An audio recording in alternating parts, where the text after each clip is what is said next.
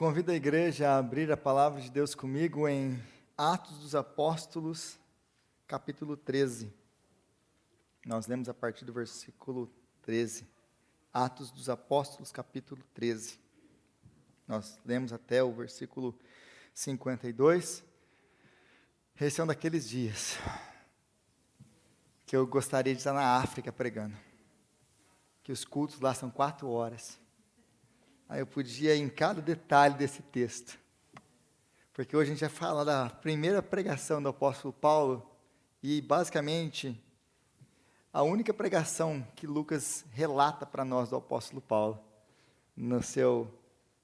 durante as suas viagens aqui missionárias. Então tem tanta coisa aqui, mas tanta coisa, que essa foi a minha frustração da semana. Como eu vou pregar esse texto em 45, 50 minutos? Mas vamos lá, que Deus nos dê graça. E diz assim a palavra de Deus, Atos dos Apóstolos, capítulo 13, a partir do versículo 13. De Pafos, Paulo e seus companheiros navegaram para Perge, na Panfilha. João os deixou ali e voltou para Jerusalém. De Perge, prosseguiram até Antioquia da Pisídia.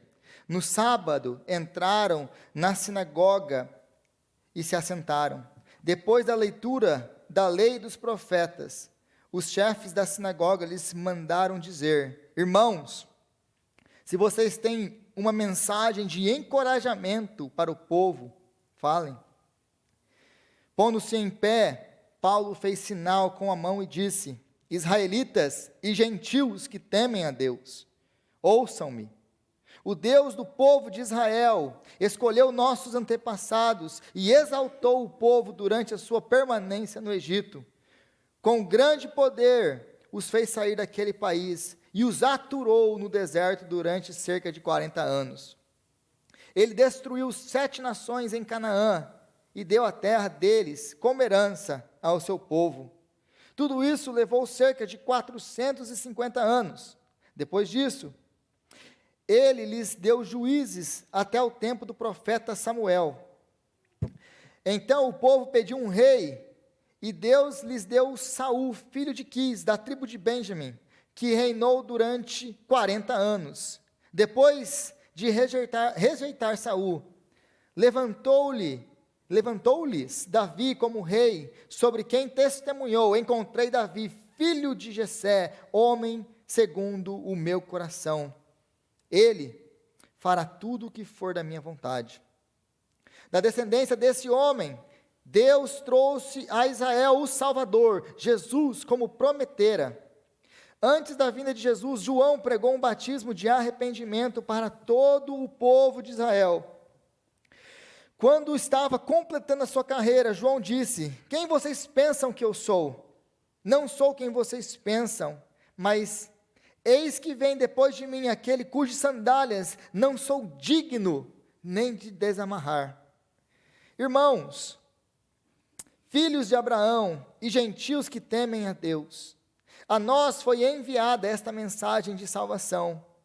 O povo de Jerusalém e os seus governantes não reconheceram Jesus, mas ao condená-lo, cumpriram as palavras dos profetas que são lidas todos os sábados.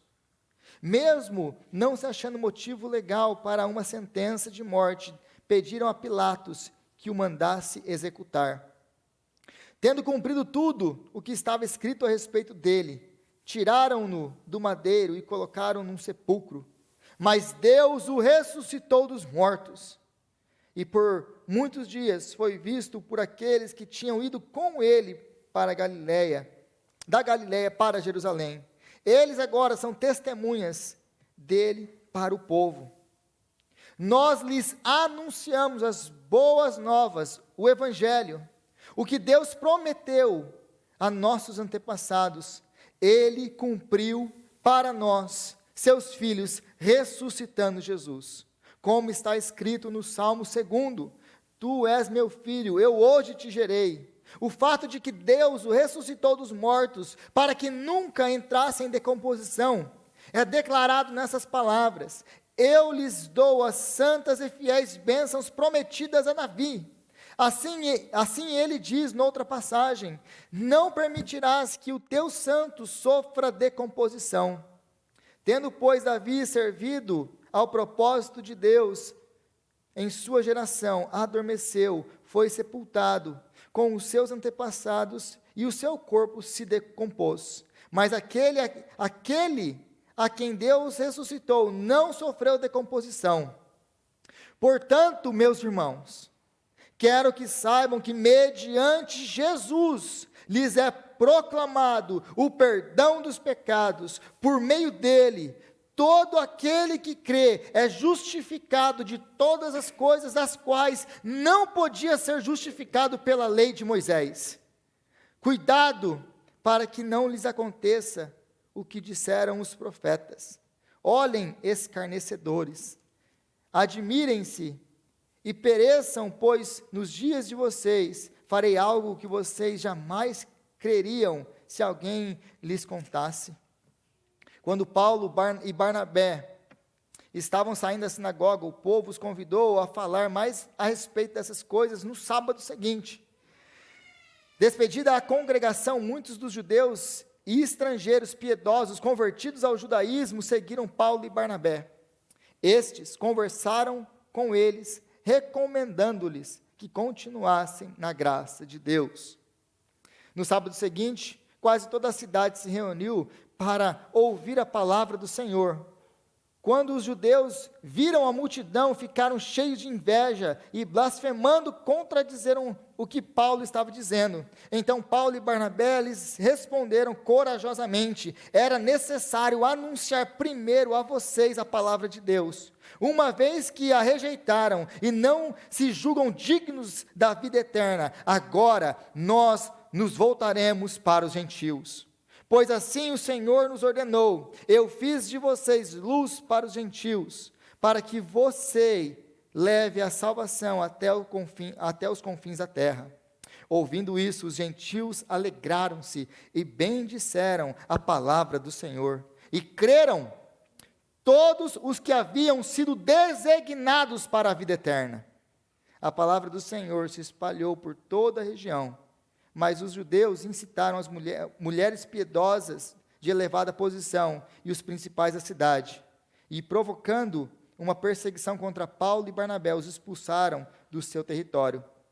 Estes sacudiram o pó dos seus pés em protesto contra eles e foram para Icônio. Os discípulos continuavam cheios de alegria e do Espírito Santo. Palavra de Deus. Senhor, nós te louvamos pela sua palavra e pedimos agora, Pai, graça, clareza, para entender, Senhor, a tua palavra. Que o Senhor, Pai, venha mesmo falar aos nossos corações através da sua palavra. É o que nós te pedimos no nome de Jesus, o nosso Senhor. Amém. Amém. Então, hoje nós continuamos nossa série de mensagens no livro de Atos. Chegamos no capítulo 13. Agora nós vemos a primeira pregação do apóstolo Paulo. Ele havia aparecido no capítulo 9, nós já vimos isso, ele já estava pregando, ele já estava anunciando a mensagem de Deus, desde a sua conversão ali nós vimos isso, mas muda agora, porque agora nós vemos algumas coisas sendo registradas aqui, que antes não haviam sido registradas. Por exemplo, o discurso mesmo de Paulo, a pregação de Paulo, e essa pregação de Paulo, nela existem muitos elementos que nós vamos achar depois nas suas cartas. Então, aqui nós vemos em forma ainda embrionária aquilo que Paulo vai desenvolver tão bem nas outras cartas que ele vai escrever. Aí eu quero quebrar isso aqui em pelo menos 6 partes, para ver se a gente consegue cobrir tudo isso aqui. Não vou mais uma vez falar de versículo por versículo, porque é impossível, a menos que nós fiquemos aqui até meia-noite. Então, como eu sei que amanhã você quer trabalhar, a gente vai quebrar isso aqui em 3 partes. Eu vou lidar com isso aqui em blocos, para ver se a gente consegue cobrir tudo isso aqui. A primeira coisa que a gente vê, então, aqui nós temos o público, a região, o que está acontecendo, o setting do negócio todo aí, do versículo 13 ao 15. Depois, Paulo ele vai nos dar a história de Israel. Por que ele vai nos dar a história? Por que ele vai fazer um resumo da história de Israel? Para ele nos demonstrar as promessas. Porque agora ele tem que mostrar por que Cristo tinha que vir. Ele tem que vir como cumprimento das promessas. Aí ele vai falar desse cumprimento a partir do versículo 23 ao 25, quando ele fala de Jesus. Depois ele vai pregar a necessidade de Jesus, do 26 ao 30, que é o Evangelho de Jesus.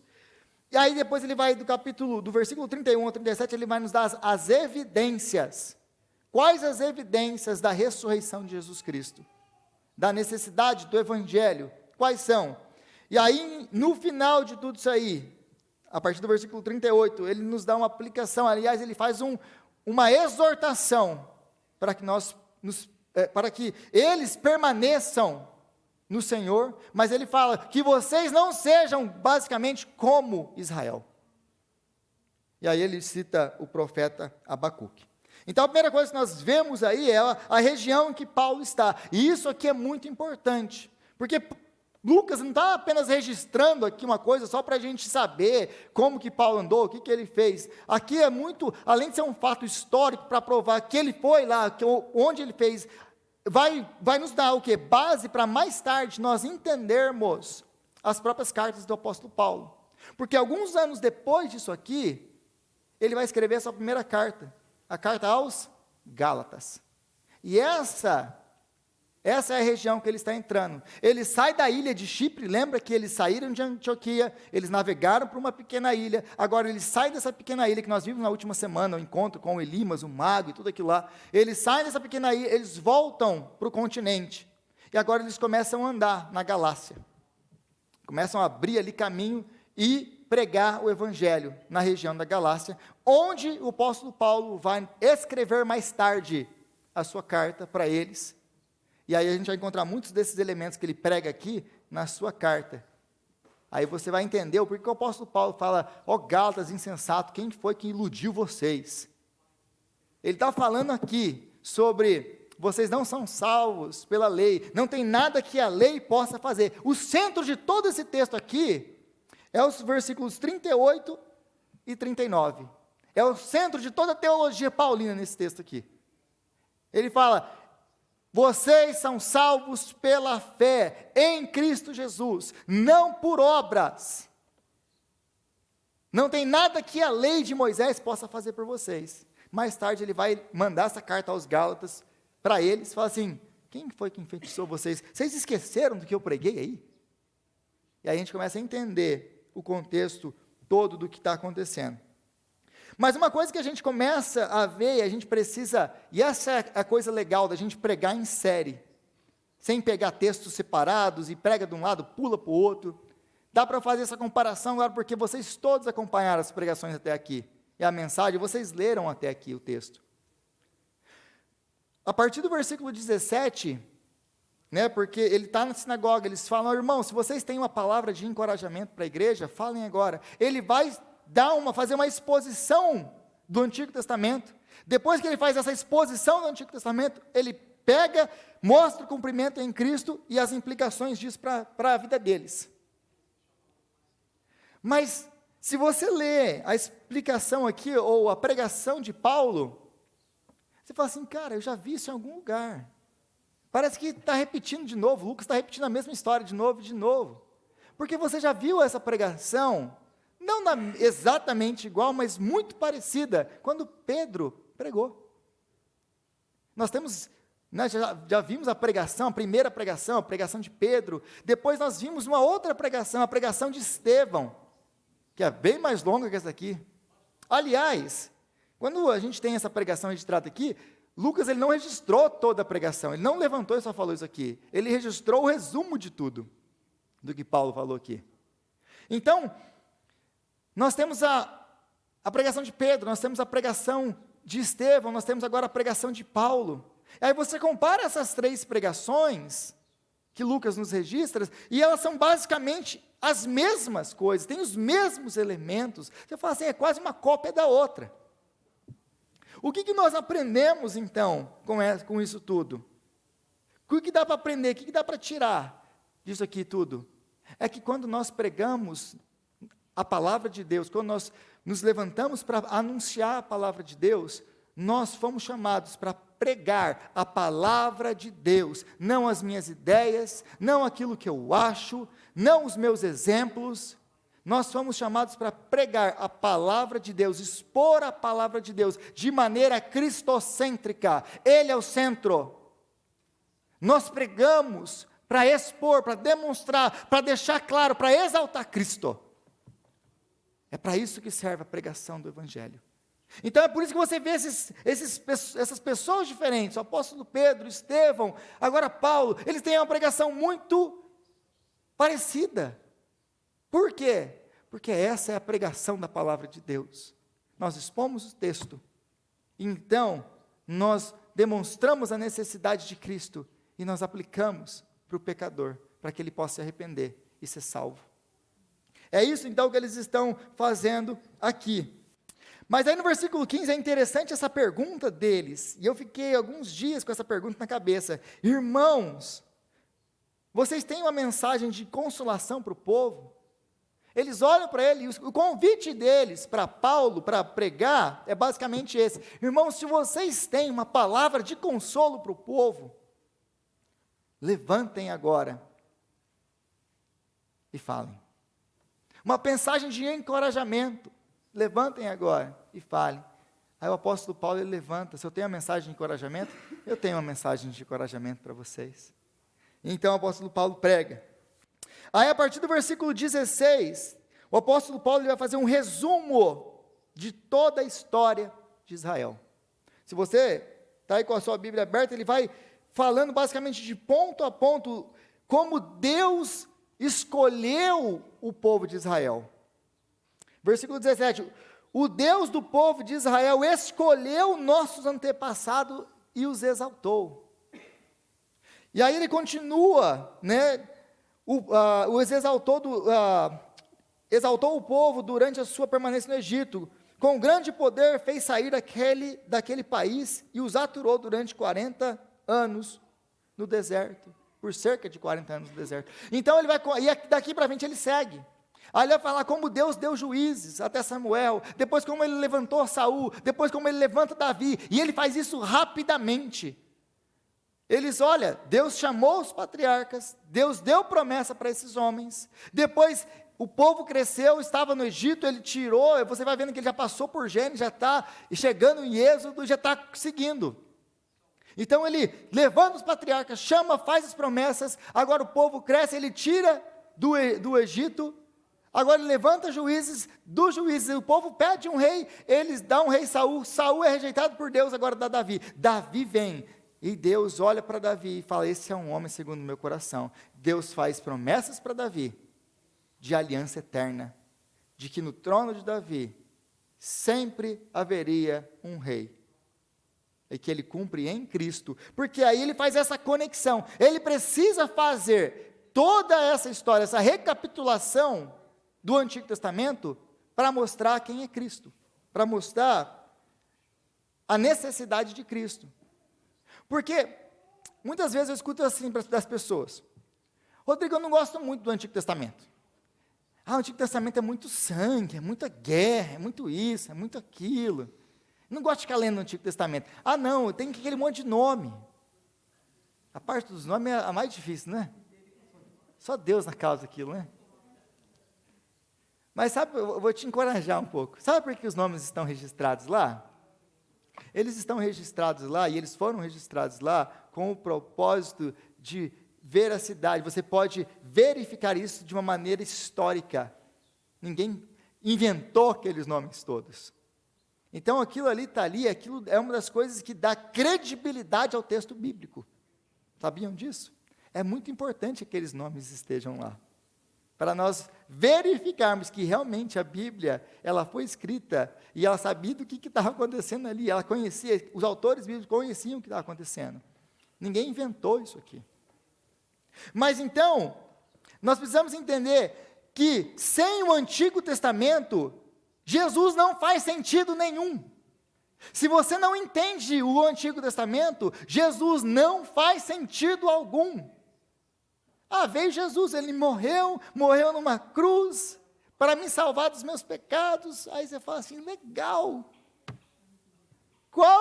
que é a parte que eu perdi, que eu não estou entendendo nada? Por que eu preciso que alguém morra por mim?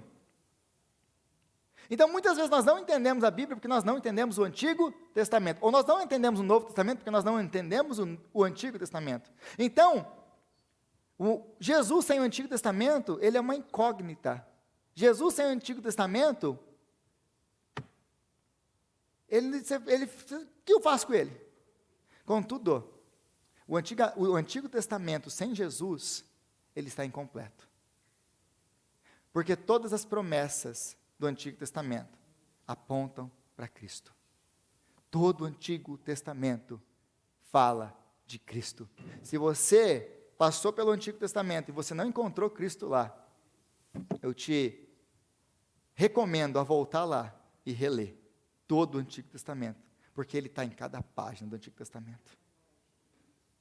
Em cada página.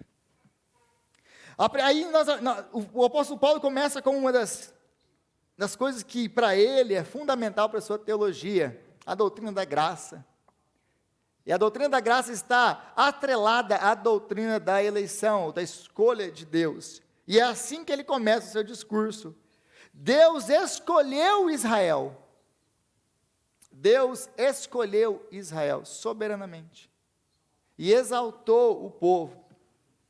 Ele os tirou com grande poder do Egito, com o braço estendido. Ele derrotou os seus inimigos, os inimigos de Israel, para lhes dar a terra prometida. Contudo, o texto nos fala que Deus os aturou. Imagina Deus olhar para a sua cara e falar assim: eu te aturo. Senhor, o Senhor me ama? Imagina você ouvir isso do seu pai. O pai, você me ama? Eu te aturo. E para algumas pessoas, eu sei que isso deve ser um pouquinho mais complicado. Cadê o Vitor? O Vitor está lá atrás. Né? Você me ama? Bom, eu te aturo. Então, imagina Deus falando isso aqui. Ele os aturou durante esse tempo no Egito. Por que Deus aturou o povo? Por que o apóstolo Paulo fala isso? Se você conhece o Antigo Testamento, você sabe. Quem é o povo de Israel? É um povo obstinado, um povo desobediente, um povo que sai depois de ver Deus fazer tudo o que ele fez e tirá-los com grande poder do Egito, fazendo as 10 pragas, abrindo o mar, fazendo tudo o que ele fez. Dá um pouquinho, uns diazinhos depois, eles já estão lá sentados reclamando de Deus. Eles pegam o maná, olham aquilo e falam assim: eu tenho ódio desse pão. Eu tenho nojo desse pão. Eu estou cansado desse pão. Quem dera que eu estivesse no Egito. Lá que eu era feliz. Lá eu me sentava ao redor das panelas de carne e comia quanto eu queria. Aí você olha assim, eu não sei do que eles estão falando, porque se essa história que eu li anteriormente aqui, eles são escravos. Eles são maltratados. Eles podiam comer carne quanto quisessem. Mas sabe o que eu percebi nos meus anos nesse país? Que tem muito imigrante israelita aqui.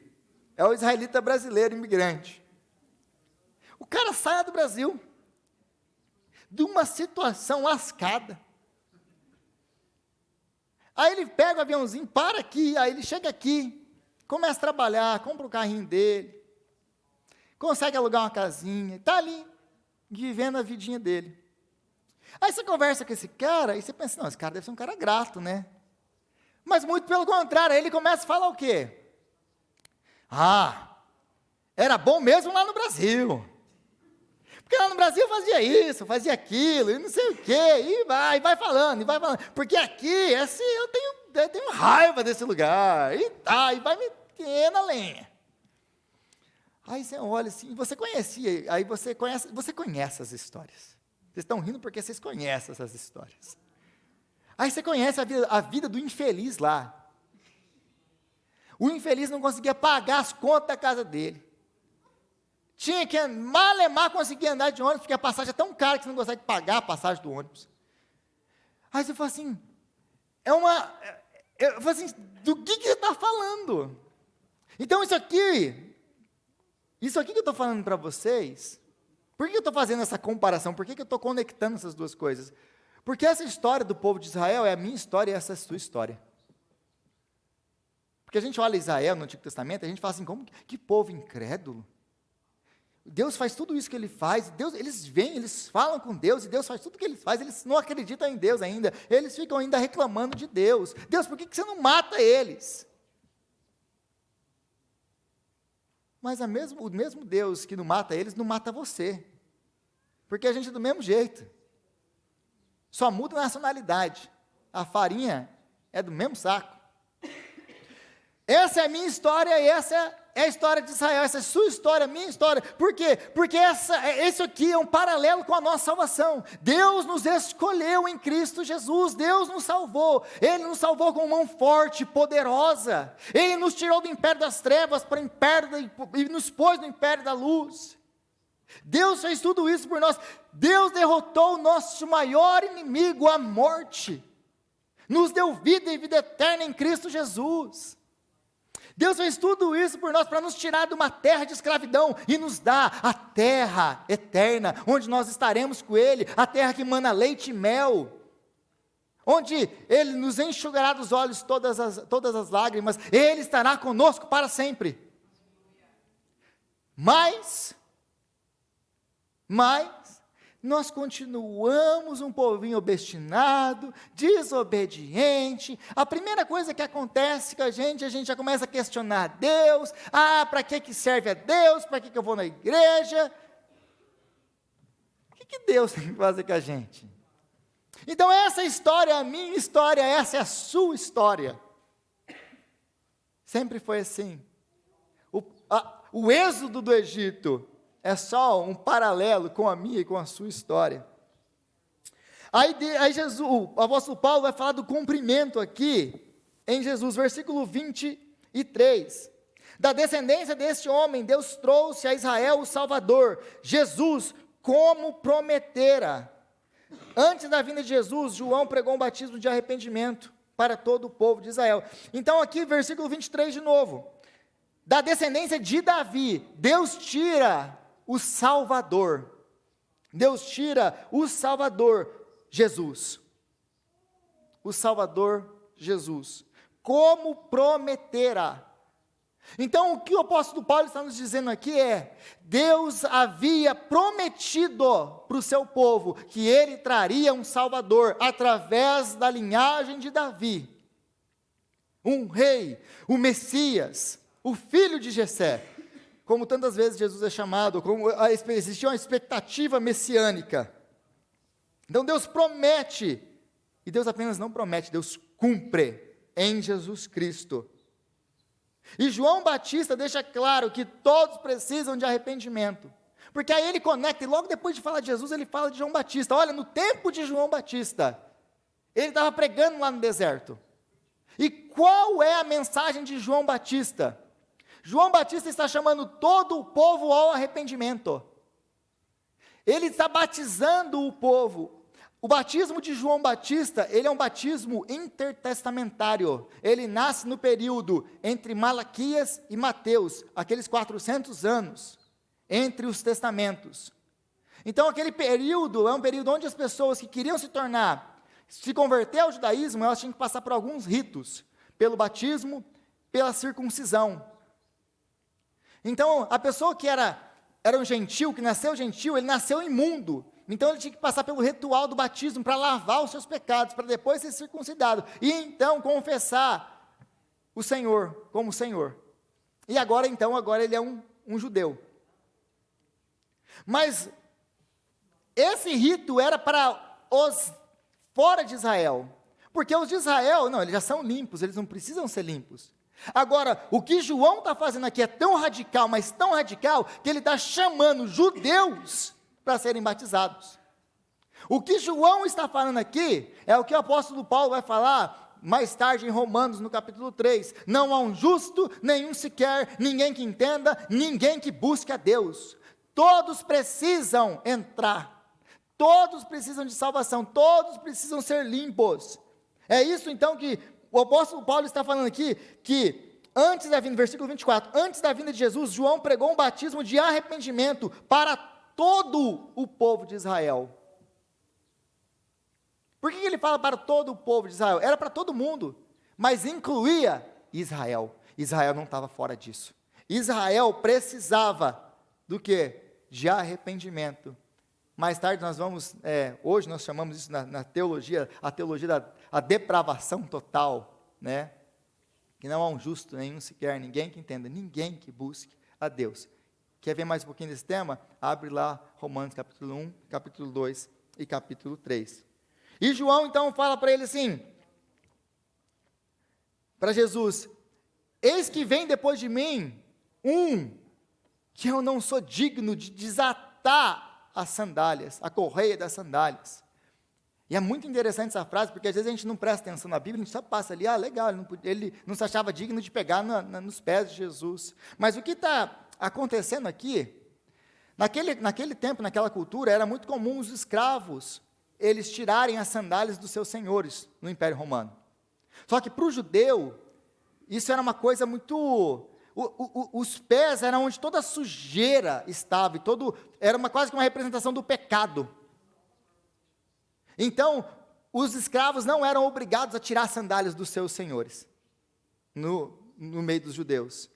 Mas o que João está falando aqui, é que ele não é digno da menor das menores, ou da mais insignificante, ou da pior de todas as tarefas de um escravo, com relação a Cristo. Ele é tão insignificante, comparado a quem ele está servindo, aquele que vem depois dele, que ele não é digno, nem da pior de toda, o mais humilhante de todas as tarefas de um escravo, quando chegar aquele que ele não é digno de desatar as sandálias. E aí o apóstolo Paulo, a partir do versículo 26, ele vai pregar o evangelho. E de novo ele vai chamar eles agora aqui, irmãos, filhos de Abraão e gentios que temem a Deus. A nós foi enviada essa mensagem de salvação.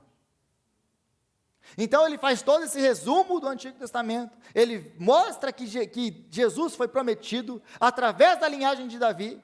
Agora, Jesus veio, Jesus é o cumprimento de todas as promessas do Antigo Testamento. E aí o apóstolo Paulo fala, e essa promessa, e esse evangelho foi confiado a nós, Versículo 27, o povo de Jerusalém e os seus governantes não reconheceram Jesus, mas o condenaram, e cumpriram as palavras do profeta, que são lidas todos os sábados. Então a nós, judeus, foi dado essas promessas. Essas promessas foram cumpridas em Jesus. Contudo, o povo de Israel nunca entendeu as promessas de Deus. Nunca entendeu. Fato é que quando Jesus veio, eles mataram o Filho de Deus. Mas nada disso pegou Deus de surpresa, porque os profetas já predisseram que isso aconteceria com ele. Então, apesar deles ouvirem e conhecerem, porque se você lembra do começo do texto aqui, eles estão na sinagoga, eles leem a lei e os profetas, todos os sábados eles leem a lei e os profetas. O que o apóstolo Paulo está falando aqui para eles, basicamente é isso. Eles leem, mas eles nunca entenderam. Eles nunca entenderam e ainda rejeitaram o Salvador, o Messias. Aí o apóstolo Paulo vai falar da morte de Jesus. Jesus morreu, tendo cumprido, versículo 29, tendo cumprido o que estava escrito a respeito dele. Tiraram-no do madeiro e colocaram no sepulcro. Por que o apóstolo Paulo fala isso? Para deixar claro para todo mundo que Jesus morreu. Isso é um fato histórico, poderia ser comprovado, eles poderiam ir a Jerusalém, eles poderiam checar esse fato, se realmente Jesus foi morto, se realmente ele foi julgado, não era algo escondido, Existiam evidências históricas que qualquer pessoa que estivesse ouvindo o apóstolo Paulo poderia ir e verificar. Então, é uma coisa que eles poderiam investigar. Ele morreu. Ele morreu. Mais o versículo 30. Mas Deus o ressuscitou dos mortos. Então o apóstolo Paulo ele faz questão de falar, afirmar, ele morreu. Mas Deus o ressuscitou dos mortos. Às vezes a gente perde a noção da intensidade desse texto, ou da maravilha desse texto. O que o apóstolo Paulo está falando é loucura naquele tempo. Porque na filosofia grega e para os gregos, se alguém morre, não tem necessidade de ressurreição, porque eles viam a matéria como má. Para eles, o que importava era o espírito, ou o espiritual, o mundo espiritual. Então, ninguém quer falar de ressurreição. Ressurreição é uma loucura para o grego. E o judeu, ele não acreditava na ressurreição. Ele acreditava na ressurreição do último dia, onde todo mundo ressuscitaria. Mas ele não acreditava na ressurreição de um homem no meio da história. Aliás, eles nem acreditavam que o Messias ia morrer. Eles não entendiam o Messias morto, porque o Messias morto serve de quê? O Messias que morre serve para quê? Para nada. Então, se você lembra do começo de Atos e do finalzinho do livro de Lucas, que nós também cobrimos, você lembra que Jesus aparece para eles e eles não acreditam em Jesus. Jesus tem que provar para eles, me dá alguma coisa para comer, põe a mão aqui. Eles estão vendo Jesus e ainda tem gente que mesmo vendo Jesus não acredita nele. Aí você fala assim, que mais que eles precisam? Vocês acham que nós somos incrédulos ou não? Porque, mais uma vez, nós somos feitos do mesmo material que eles. Então, eles não acreditavam. Esse negócio de que, naquele tempo, eles acreditavam nessas superstições sobre a ressurreição. A ressurreição era uma coisa assim, hoje nós não podemos acreditar na ressurreição porque nós somos pessoas pós-modernas, né? Pessoas estudadas, nós temos a ciência, ninguém ressuscita dos mortos. Os pressupostos eram diferentes, mas a ressurreição sempre foi alguma coisa contrária à cultura, completamente contrária à cultura. Naqueles tempos, eles negavam a ressurreição, eles não acreditavam na ressurreição por pressupostos diferentes, filosóficos. Hoje nós usamos a ciência para falar que a ressurreição não existe. Então, falar que naquele tempo eles acreditavam em qualquer coisa, que eles eram supersticiosos, a ressurreição naquele tempo e hoje, ainda hoje, nunca foi engolido por ninguém.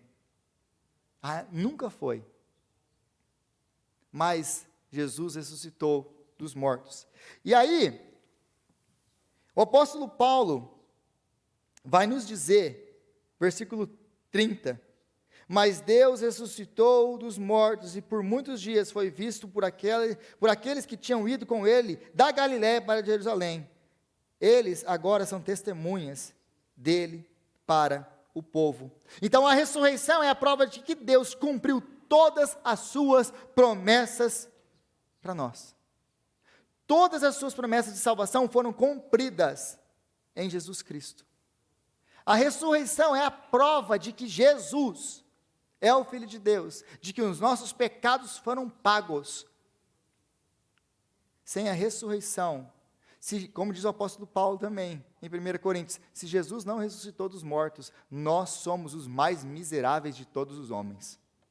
Porque se Jesus não ressuscitou dos mortos, Deus nunca cumpriu com suas promessas. Não existe salvação no nome de Jesus.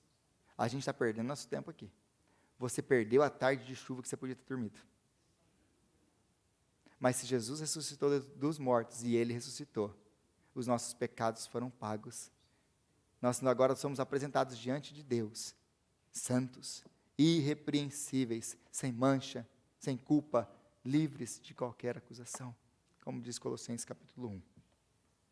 Então aí ele vai dar-nos basicamente as evidências da ressurreição. Depois que ele afirma, Jesus ressuscitou, ele vai usar evidências, dois tipos de evidências, evidências históricas e evidências na Escritura. Quais são as evidências históricas? O túmulo está vazio. Vocês podem lá checar.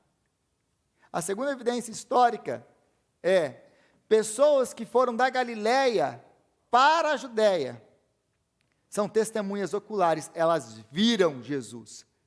Vocês têm alguma dúvida? De novo, pega um trem e vai lá para Jerusalém, dá uma conversadinha lá com as pessoas.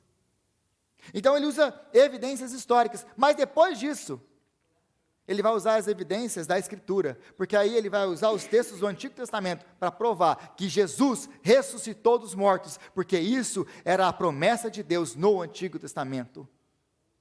Isso já estava predito pelos profetas.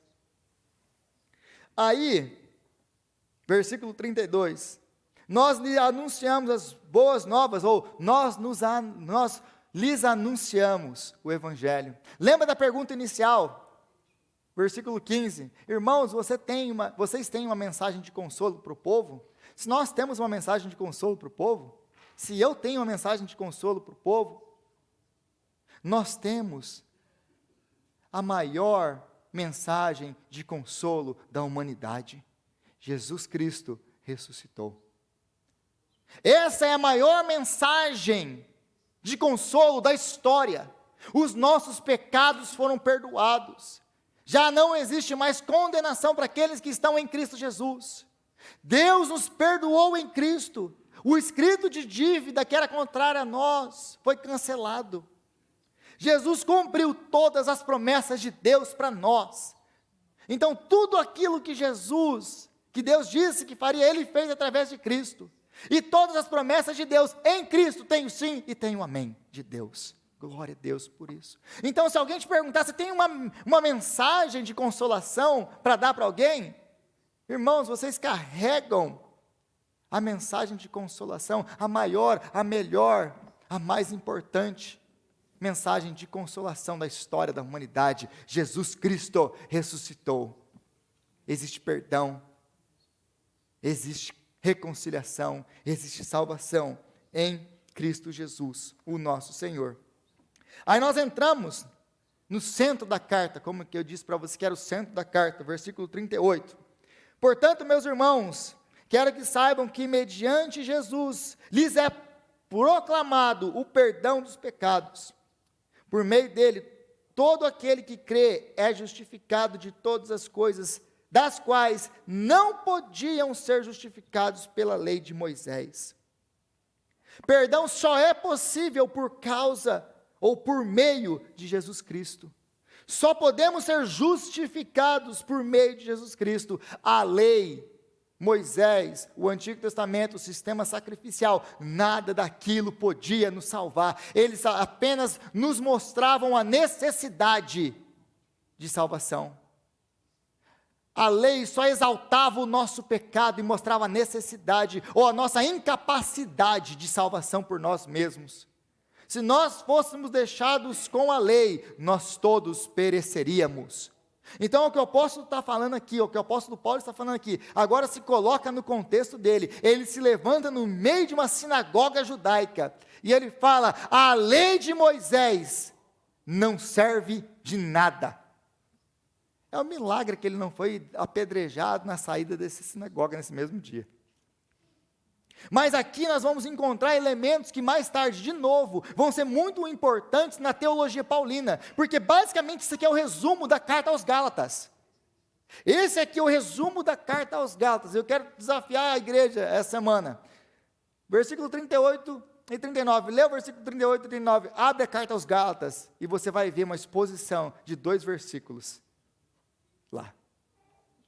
Portanto, meus irmãos, quero que saibam que mediante a Jesus, mediante a nenhum outro nome, mediante a Jesus, lhes é proclamado o perdão dos pecados. Perdão de pecados não está num sistema sacrificial. Perdão de pecados não é quando você mata um animal e oferece o sangue a Deus. Aquilo é incapaz de perdoar o seu pecado. É Jesus que perdoa. Por meio dele, todo o que crê é pela fé e não por obras, para que ninguém se glorie. Por meio dele, pela fé, pela crença em Jesus Cristo, é justificado de todas as coisas, as quais não podia ser justificado pela lei. A lei não nos salva. É a graça. É a graça. Então aqui nós vamos encontrar esses elementos principais da teologia paulina. É por isso que Lucas registra essa pregação aqui. E aí ele vai pular para o final aí e vai fazer uma exortação a esse povo.